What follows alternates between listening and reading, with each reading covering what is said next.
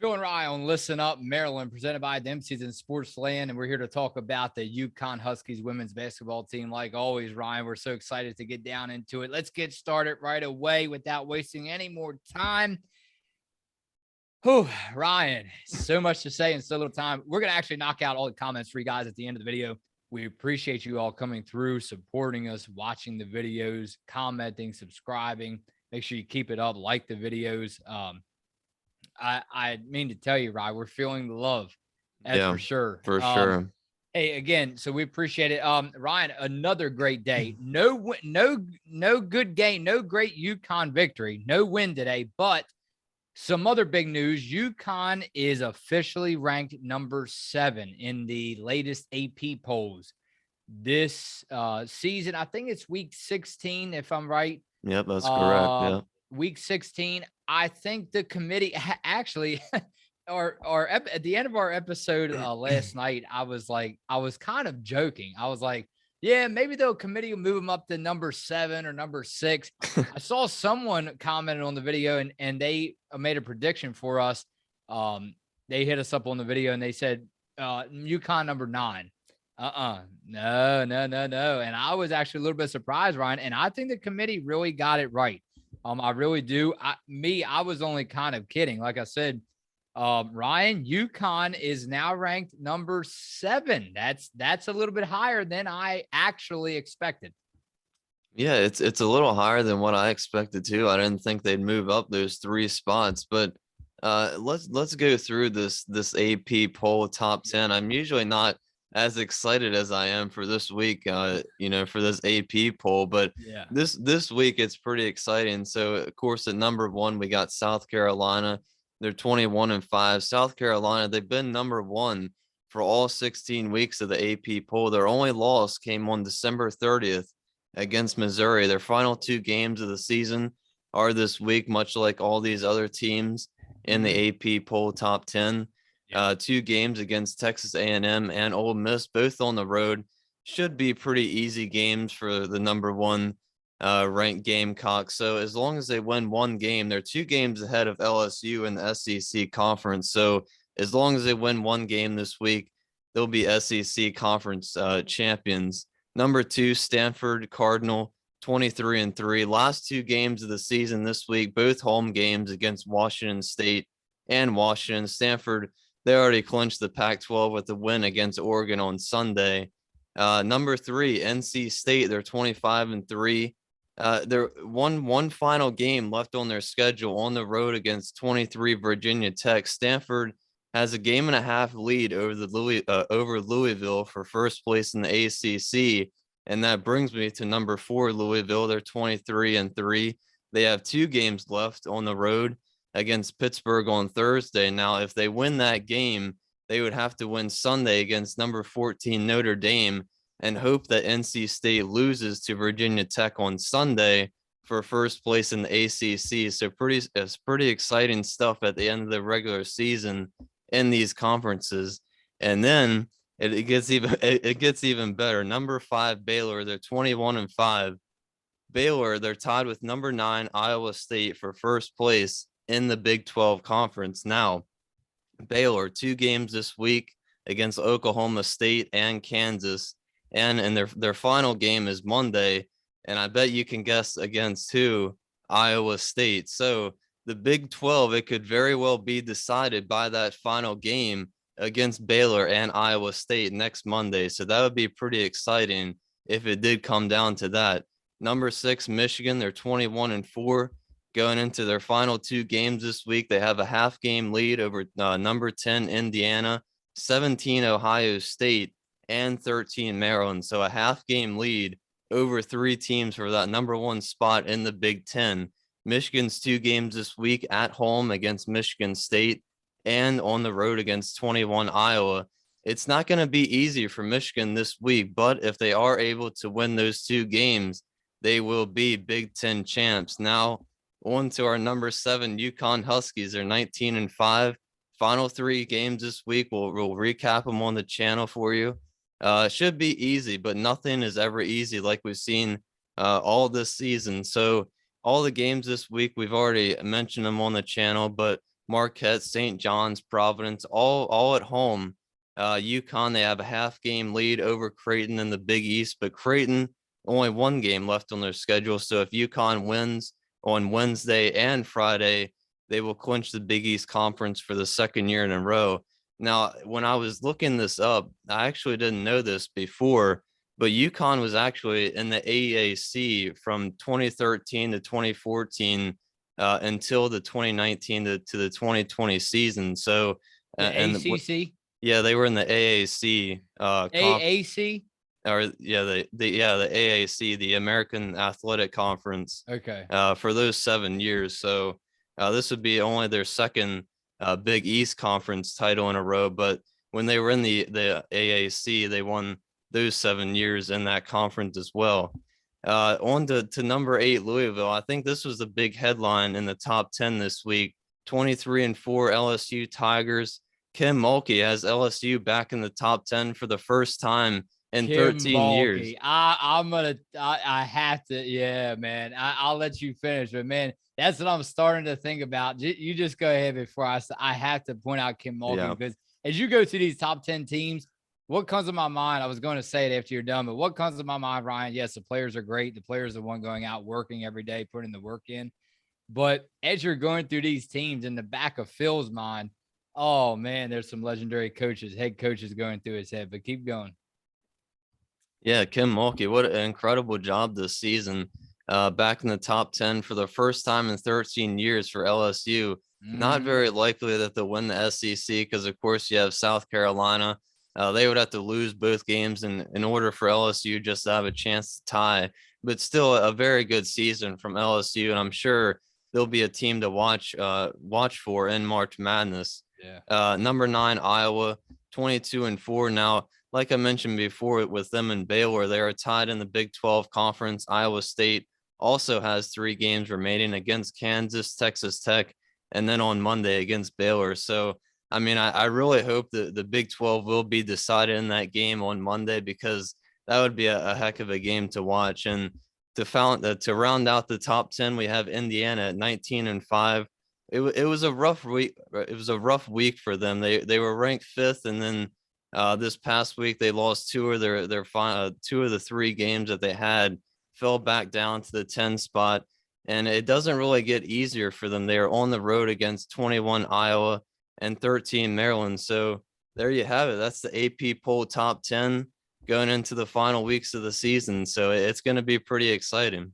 We have to point out number 13 Maryland, and then also your Florida Gators. Actually, the women find themselves at number 15.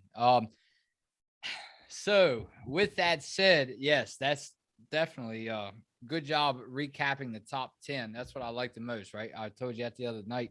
The top 10 is what Phil likes the most. But I tell you what, congratulations to all 25 teams and even the ones that aren't ranked. I mean, they go out there and put the work in, even in practice every day, end on end. With that said, yeah, I mean, when you go through these top 10, I mean, just think about some of the names. And some of these, like Nikki Collins, Dawn Staley, they still have a while to go to build up the coaching resume in their career. When you talk about Kim Mulkey, Gino Auriemma, but they are there. They are in the top 10, right? And I was reading, I'm glad you pointed out some of these teams, because I was reading an article the other day about South Carolina coach Dawn Staley and how she keeps her girls motivated. It's just simple things. One of the team, one of the players goes on to say, it's as simple as do what Dawn Staley says to do, and she will be satisfied. So I think a lot of times we overthink, like, it's so confusing on how to keep the head coaches, how to satisfy that. Man, look, sometimes it's the easiest stuff, man. If you follow their coaching and you take that to another level on the floor during the game, in the biggest moments too, of course, that's going to pay off in the long run. And it gets you a lot of playing time. But yeah, going back to Baylor, talk a little bit about what Nikki Collins. I mean, she is one of my favorites. She was one of my favorite head coaches in the WNBA with the Yeah. Atlanta Dream. She goes on to Baylor, takes over for, I mean, talk about filling in the shoes for what I think she was there 21 years, two-time AP College Basketball Coach of the Year. Remember 2012 and 19, Kim Mulkey. She was there, 2020. I think it was 2000 to 2021. I think. Yeah. So 2000 to 2021 with Baylor, and all of a sudden Nikki Collins and of course Kim Mulkey goes on to coach LSU, and congratulations to her for again getting them in the top 10 of the women's basketball poll for the first time, like you said, in 13 years. But talk about how Nikki Collins, such big shoes to fill. And Baylor, Ryan, finds herself at number 5, 21-5. And it's, man, definitely to hit on Baylor very quickly. In my opinion, they couldn't have made a better hire at head coach, pulling one back down from the WNBA. Yeah, I mean, it certainly doesn't seem like it. It's pretty incredible to come in and then lead a team to the top 5. But yeah, it's good to see some new teams Yeah. in the mix in this top 10 that Mhm. we haven't seen before. Michigan, they were ranked the highest. I think they were 4th or 5th that 1 week. But Yeah. yeah, they also as well made it to the highest they've ever been in the AP poll this season. So it's just leading up to the excitement of March Madness to see where all these teams are seated, and just let the madness begin. Hey, how about Tara Vanderveer, the head coach for Stanford? You can't, like I said, these top 10, man, I could go through them all, but I'm not going to now. They're all the top 10, especially in the top 10.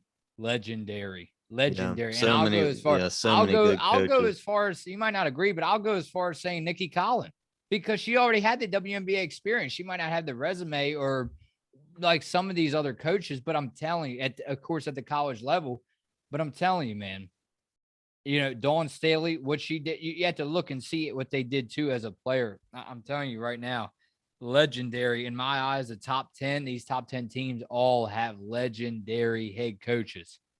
Yeah, and Stanford has been so good for so long. Tara Vanderveer, what an incredible job that she's done with the Stanford Cardinal for so many years. Mm-hmm. It just seems like they're, top 5 or top 3 every single year up Every there year. with South Yep. Carolina and UConn, Louisville. So yeah, it's going to be so exciting these next couple weeks. And before we move on to the comments, with that said, I was thinking, I was like, because again, I'm sure a lot of people are still have their doubts in their minds about UConn. And I was thinking, I'm like, Ryan, would I want any other coaching staff if I was a player for UConn? Would I want any other coaching staff? Would I be wanting to play for any other coaching staff in the NCAA going into the tournament, other than or around this time of the year, towards the end of February, other than UConn's staff and UConn's head coach? Because we always say, I think you and I come to an agreement that Ariema is the GOAT. Um, there's some that might come close. It's tough. It's tough. You had Pat Summitt, the late Pat Summitt. I know we love her. I know you really loved her during her time as a head coach. Yeah. And Pat Summitt, she is right up there with Gino, in my opinion. So again, the late Pat Summitt, you have her that she used to coach um, at Tennessee for the Lady Vols. But going back to my point, Ryan, I'm thinking, I'm like, okay, if I had to pick another head coach other than Gino, if I couldn't play for him around this time of the year going into the tournament in March, man, who would you pick? I mean, because even the younger, like the I don't want to call them rookie coaches, but Nikki Collins, Dawn Staley. I mean, even the newer ones coming into the NCAA, changing the game around. It is tough. I mean, I wouldn't all of these, all of them are stacked. I mean, the first one that popped in my mind, I'll be honest with you, is Kim Mulkey. She really, to me, I've always loved her watching her coach. And to me, she really she really gets the girls fired up. I think I would have to pick Kim Mulkey if I couldn't pick Gino. Yeah, I think I'd have to go with Dawn Staley. I mean, not just Mhm. because South Carolina is number one, they've only lost one game, but just like you Good said pick. before, I mean, Yeah. the players are talking about, if you just do what you're told, Yeah. she's really she's really not that rough of a coach on you. So yeah, I like what Dawn Staley's building at South Carolina. They've been obviously number one, like I've said, all 16 weeks this season. So I know they're in store for a deep March Madness run this season. So a lot of high hopes over there in South Carolina. Well, I say that she's new to coaching. I mean, I had to take that back. Dawn Staley has not been. Now, maybe I might be wrong, but maybe Nikki Collins. Nikki Collins is a little bit new at the college level. But Right. I had to take that back about Dawn Staley because she's. I mean, remember the times that she coached from 2000 to 2008 at Temple, and then of course South Carolina. She joined them in '08 to up to now. So she's actually been around as a coach longer than I realized. But so with that said, let's get back down focusing, Ryan, to UConn women's basketball, like always. And we're going to drop the comments for everyone in this episode, Ryan, as I work on them here and pull them up for you. Um, so we're going to go over again. We're going to go over every single comment from the last, I think it's the last 3 episodes. So then we're caught up for the next um, episode. And then all we have to do then is recap the UConn game the morning after it's over. So with that said, Ryan, we're going to go into the episode UConn Huskies pull away. You know what? I think okay, we UConn Huskies pull away from Marquette 72-58, February 14th. We did not get into them comments. With that said, here we go. Ryan, first one, Aaron Davis, thank you for commenting. He goes, UConn isn't deep, but they don't get tired. Marquette looks like they ran out of gas in the fourth, having to play their best players a lot of minutes to stay with the Huskies. Westbrook and Fudd were too quick for them.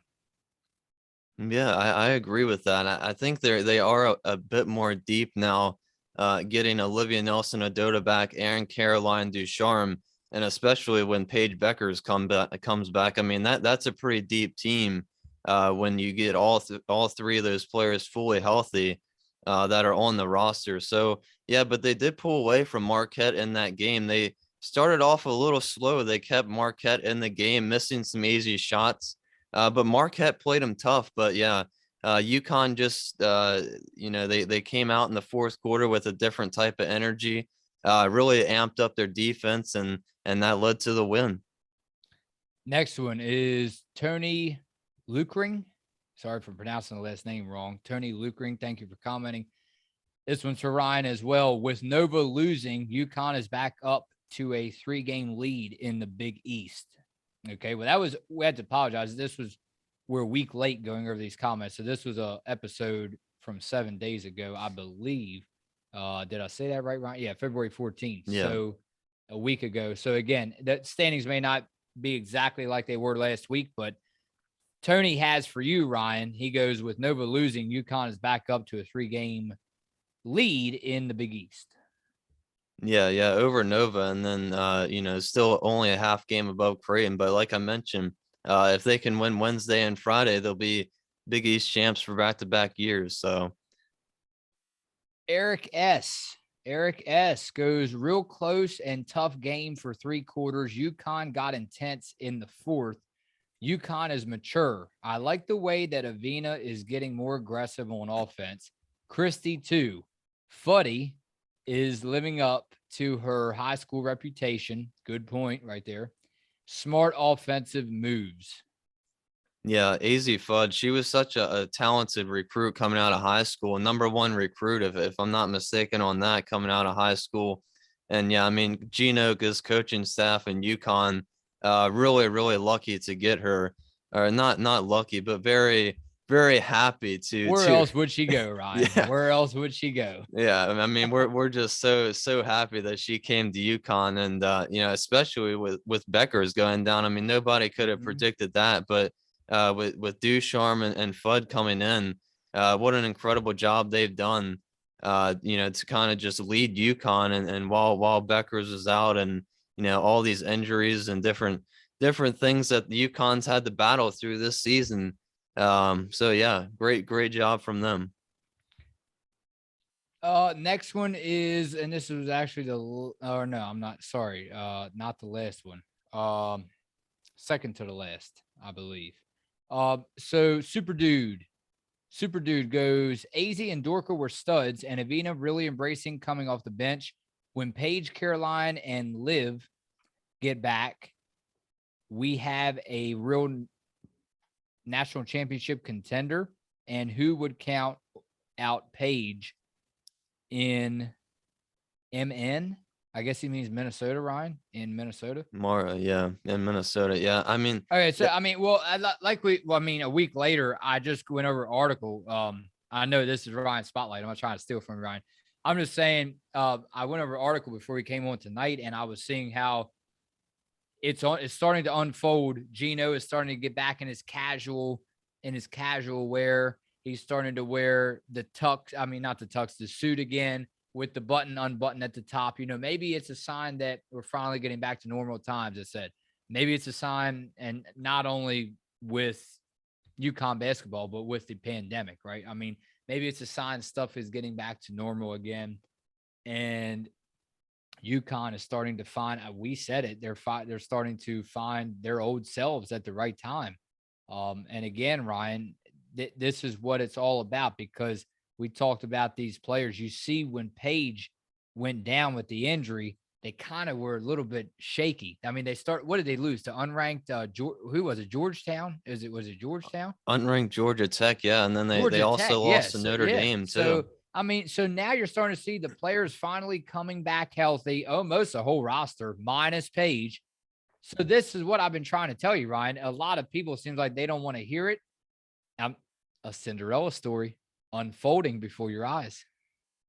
Yeah, I mean, it would be pretty incredible to lose arguably the best player in all women's college basketball, and be able to, fare the storm, fare the weather, all the challenges that they've overcome, and somehow be able to win the whole tournament. So that's what we're hoping. We're hoping for the Mm-hmm. best. But Mm-hmm. yeah, I mean, I agree with that. Getting Ducharme and Nelson Adota back, and hopefully Becker's. I mean, full team, fully healthy. I agree with that. They seem like a real contender, if everybody's able to get back healthy. And the last one on this episode from a week ago. Ryan Shorian says to you, I love these girls. They remind me of my own kids. This is the one that I was talking about the last night, Ryan. Listen to this. I love these girls. They remind me of my own kids, but not enough can be said about this entire coaching staff. From coach, CD to the staffers, they have had their proverbial butts against the wall all year long and have done hands down a superlative job. If I was an up and coming coach, I would pay to have the privilege of working with them to learn their winning ways. Yes, yes, yes. Yeah, and we really don't mention the coaching staff as much as we should, and maybe in the off season we can Love it. talk about them some more, because we Mm-hmm. we really just can't appreciate enough how good this Mm-hmm. coaching staff is, and how well they're able to coach these girls every single year. It's just truly incredible, and hopefully maybe in the off season we can highlight the coaching staff a little bit more. Oh, we will. We'll be here for it all, buddy. I can tell you that now. Let's go over to just 2 days ago now. UConn Huskies route Xavier 89-35. Let's go over to these comments. Again, these are all for Rye on Listen Up Maryland. So, okay, Thomas Dinkins. Well, I don't know if he was talking to you or you or me on this one, but he goes, Thomas Dinkins says, Dude, her name is Aaliyah. I don't know what name you're saying. It's pronounced just like the singer's name. Yeah, well, I mean, we appreciate any name pronunciations that we get wrong, but yeah, we were saying Aliyah Edwards, but we got it now. It's Aaliyah Edwards, and we apologize for that. We won't make that mistake again. We got AZ down now, and we got Aaliyah down. So there shouldn't be any more mistakes on our part, certainly from the UConn roster. So thanks for correcting us on those name pronunciations, and I think we got them down now. Geriatric 42 goes, I agree with the host's approval of the Fox play-by-play announcers.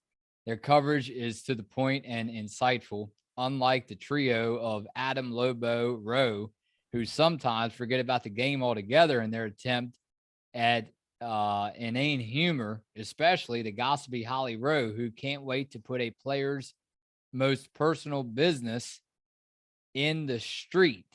All right, well, Ryan, we're not gonna go as far as okay, we're not getting into that side of it per se. I mean, you can still evaluate as much as you want, but we're gonna keep it nice and respectful.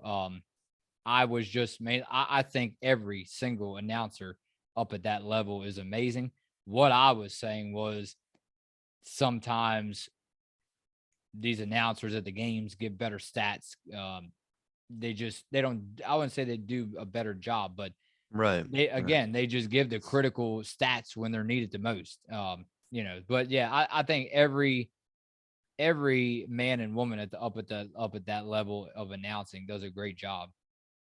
Yeah, and I hope they keep doing these games on Fox, because like I mentioned before, I love to watch all these games on Fox, or anytime they're on ESPN, ESPN2. Saw yesterday that the game was on the CBS Sports Network. So anytime that I can watch UConn basketball or women's basketball in general, I'm always happy to do so. And I'm always glad when the announcers bring up stats and different things about the players, and we can learn new things that we didn't know before about the players or the team. We won't be the ones that look guilty, that's for sure, because I can tell you what, I mean, hey, you all watching this now, you can comment away. You have your own opinion. That's fine. But I'll tell you what, we're not going to be the ones that look guilty, because Ryan, how many times have you and I seen Holly Rowe down in DC and Mystics games? So, hey, you never know. They might be joining us one day or another. So you got to watch out what you say. We love you, Holly Rowe. Grobel. Okay. So here's Grobel again. Again, we appreciate you commenting, Grobel. One of my favorites on this podcast as far as reading your comments. We appreciate it. Ryan, he goes, one big change in UConn is that since Fudd came back 8 games ago, UConn is shooting 42% from threes. Up until that point, they were shooting 29% from threes as a team. They were able to spread the floor with Fudd, and they are getting better looks, not forced and not all contested. Fudd is shooting 48% from threes alone, but the entire team is shooting better. Page comes back. You have another 3 threat. 46% last year. You can at times put out a line up with Fudd, Ducharme, Page. All can hit threes.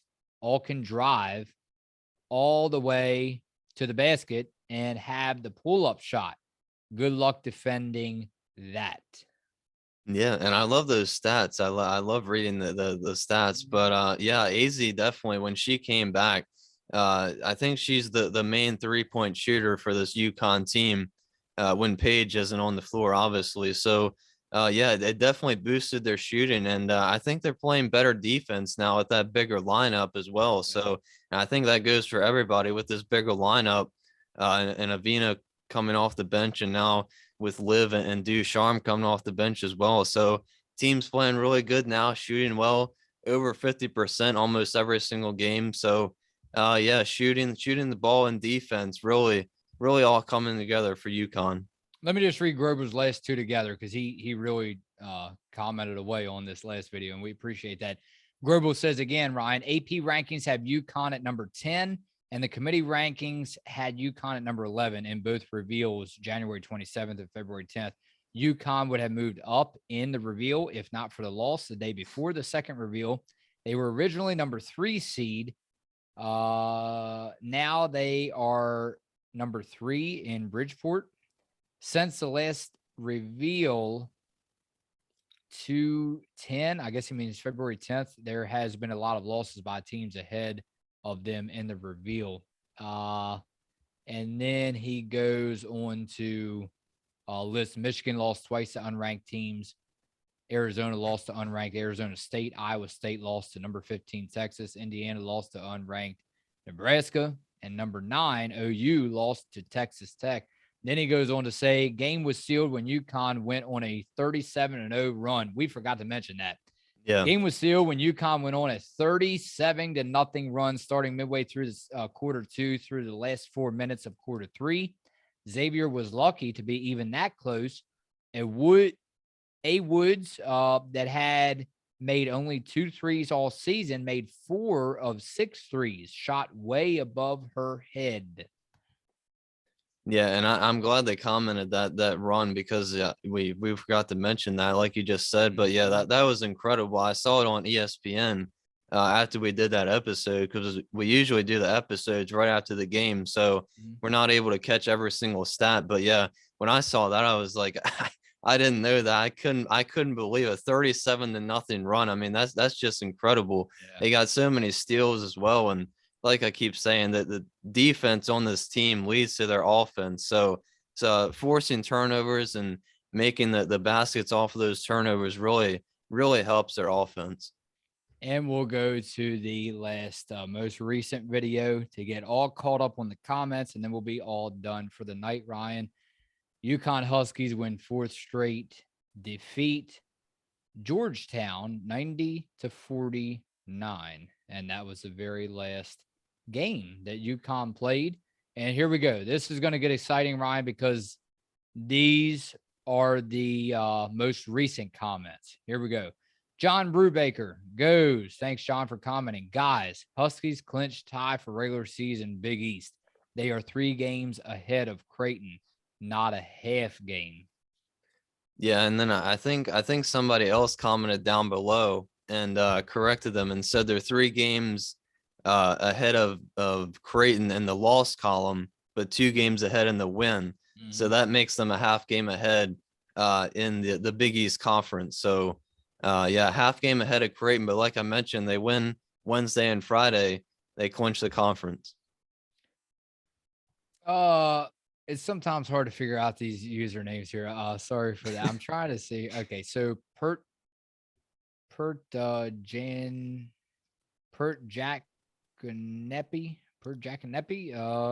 So basically they said UConn jumping number 9. Well, that's the one. So that's the statement. That was the prediction. Yeah, that was a prediction. But hey, even better, number 7.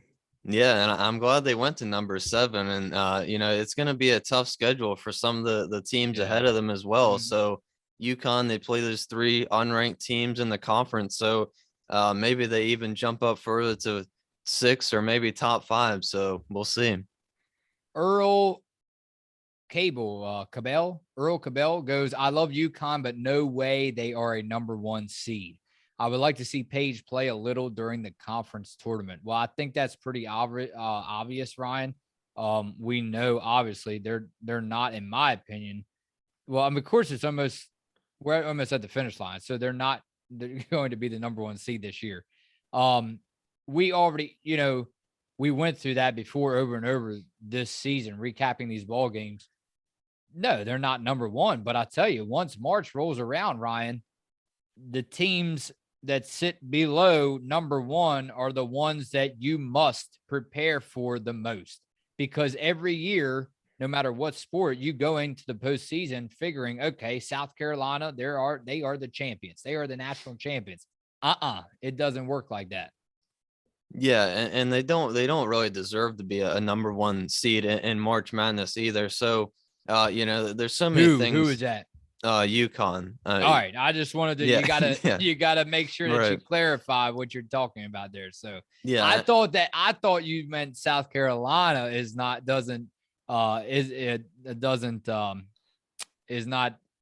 deserving, right. deserving of that number one spot. And I was going to sit back and say, what? Yeah, yeah, no, yeah. South Carolina definitely a number one team, but yeah, UConn. I don't expect them to be the number one seed in No, March no. Madness But, either. and that's They, fine. That's fine. yeah, I mean, you don't really need to be, and I think like someone else mentioned in one of those, they won't be in the same region as South Mhm. Carolina in March Madness, so that's another thing as well. So there's so many things that can happen in March Madness. So number one seeds get upset all the time. That's why Yeah, they you call said it. that That's right. why And they call it March Madness. Anything can I happen. think when you have a great team with great history like UConn, it's a statement that, hey, and they did. If you follow the team, it's no argument. They sure as heck did go through a lot of adversity. If you get arguably the best player back just in time for the postseason, oh man, I would love to see in the top 10 however many more of these 9 head coaches minus Gino is shaking in their shoes if Beckers really does return. Yeah, it's a dangerous team. UConn's a dangerous team when they're fully healthy. So can't wait to watch them. Cannot wait. Going back. Okay, so here's Grobel again. We love to see Grobel again commenting. Gino said in the post game today that Paige will not play Wednesday, Friday, or Sunday. So earliest will be Big East tourney. Yeah, we figured that. So that's pretty much official, Ryan. Yeah, and like we mentioned in that episode, I think I would personally like to see her play a little bit in that Big East Conference tournament. Even though if she comes off the bench, just give her 10 to 15 minutes per game, ease her back in, and then maybe in March Madness she could even start. So we'll have to see what Gino and that coaching staff does. And then John Brubaker, he goes, wife and I were at the game. Well, thank you so much for coming through on the last video. And it was, I really thought this was cool. So we actually have ones reaching out to us now that were actually at these ball games. So I thought that was pretty cool, Ryan. He goes, wife and I were at the game. Lady Huskies had too many turnovers and 2 lulls. Other than that, this was classic UConn women's basketball. Lockdown defense, turnovers, buckets in transition, easy layups, great passing. Now the depth is apparent and a huge plus. Lots of scoring spread out. Yeah, and without Page, we really saw that they were, creating a lot of turnovers for themselves. Bad passes, because Page is really the leader when it comes to on the court, distributing the ball around to everybody, making the tough decisions for the offense, in particular for UConn. So AZ and Ducharme, they did a really good job. But yeah, a lot of turnovers, and I think that's the reason why they lost some of those games. But now it seems like they're back to full form, like you just mentioned. Real UConn defense, creating turnovers. So always love to see UConn step it up on defense. Shout out to Dan Wayman. He goes, you must not know Paige. Fudd was triple teamed against DePaul and not getting screens she needed. So yes, she was off. She played a good game though. Yeah, she really did. I mean, AZ, like Becker's, she doesn't have a good shooting night. She always made up for it on the defensive side of things. So I think that's something that Gino and his coaching staff preaches to the players. You're not going to have a perfect game every single night, especially on the shooting end. That's been apparent when we've been recapping all these games. We see players have really bad shooting nights, 1 of 10 from the field or something like that. But they usually always make it up on the defensive side of things. So that's something that I think Gino has built UConn basketball culture around, is always having that mentality, that you can play, you can contribute to the team even if you don't score the most amount of points every single night. Mario Gutierrez says the good news, it looks like Paige will be back sometime this season, hopefully during the Big East tourney. Their 3-point shooting looks better with the development of Caroline and AZ, and that is key to them breaking zone defenses. The bad news, without Paige, this team turns the ball over way too much.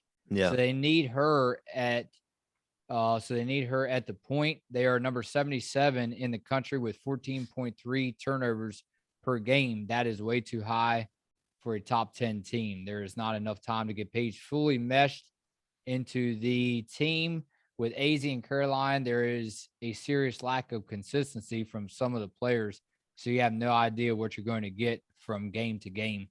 With Paige's team could keep the FF streak alive with some luck in seeding. Without Paige, no chance, in my opinion. They will dance even if they lose in the Big East tourney, provided they do not lose multiple games to unranked teams this week. But the seeding matters, and they will not be better than a 2-3 seed, even winning that tourney. The key is that they not get in the region with South Carolina, because that they will almost certainly not get past them as long as they win out from here to the dance. The committee will probably avoid that pairing in a region, as it won't be good for the game ratings to lose one of those two teams prior to the Final Four. Basically, yeah. So what going back to his first point, though, I'm not doubting, even though what's their second full season, I'm not doubting Paige Beckers at all. I mean, she does it. We already talked about it, Ryan. She doesn't have to go out and score 30 or 40 for them to win. She has other responsibilities and other key roles in this offense and in the defense. Yeah, and I mean that's to be expected with AZ and Caroline being their first season as freshmen.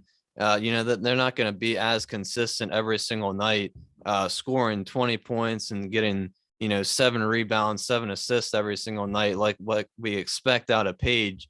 But yeah, they'll for sure be in March Madness, even if they lose this week or don't win the Big East tournament. But we would expect them to do so. But who knows what the seeding and the regions are going to be for March Madness. But I think we're all looking forward to the possibility of UConn playing South Carolina in March Madness and getting that rematch against them. Last one, Paul Singer goes, Nikki Mule passing and defense was insane. That's it. Paul Singer caps it off for us again. Yeah, and Nika Mule, like I mentioned before, I love watching her play because she doesn't really take that many shots, but when she does, she usually makes them.